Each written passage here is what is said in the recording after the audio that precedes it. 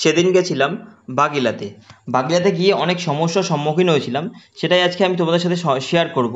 আমি যখন বাগিলাতে এখান থেকে শ্যামনগর থেকে যাই, শ্যামনগর থেকে যাওয়ার সময় যেহেতু বিকেলের দিকে যাচ্ছিলাম, কোনো ট্রেন না থাকায় আমরা যথারীতি এখান থেকে নৈহাটি গিয়ে নৈহাটির থেকে আবার ব্যান্ডেল লোকাল ধরে ব্যান্ডেলে গিয়ে ওখান থেকে আবার ট্রেন ধরে আমরা চলে গেলাম বাগিলার উদ্দেশ্যে।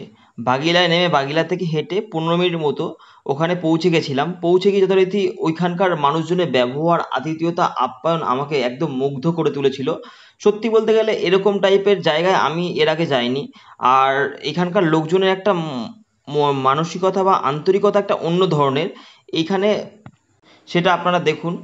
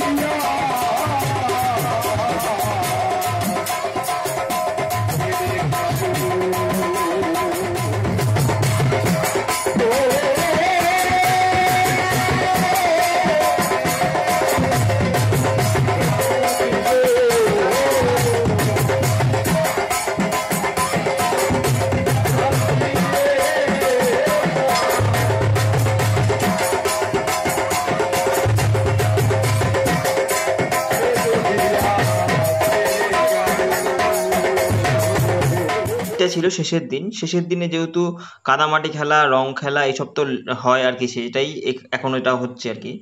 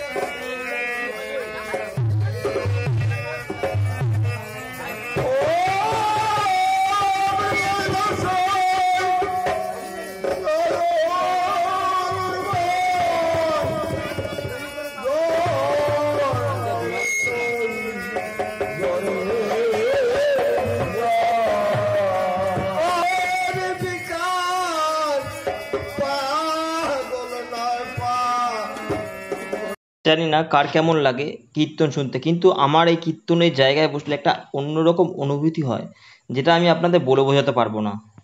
তারপর আসলো আমার ফেভারিট খাওয়া।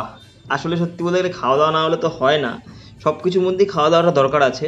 আর খাওয়া দাওয়া খেতে গিয়ে দেখো, আমি প্রথমে ভাত নিলাম, তারপরে ভাজা দিল, তারপরে ডাল দিল, তারপরে একটা আলুর তরকারি করেছিল সেটা দিল, তারপর আবার একটা মাছও দিয়ে গেল। আর কি বলবো, আমি খেয়ে দিয়ে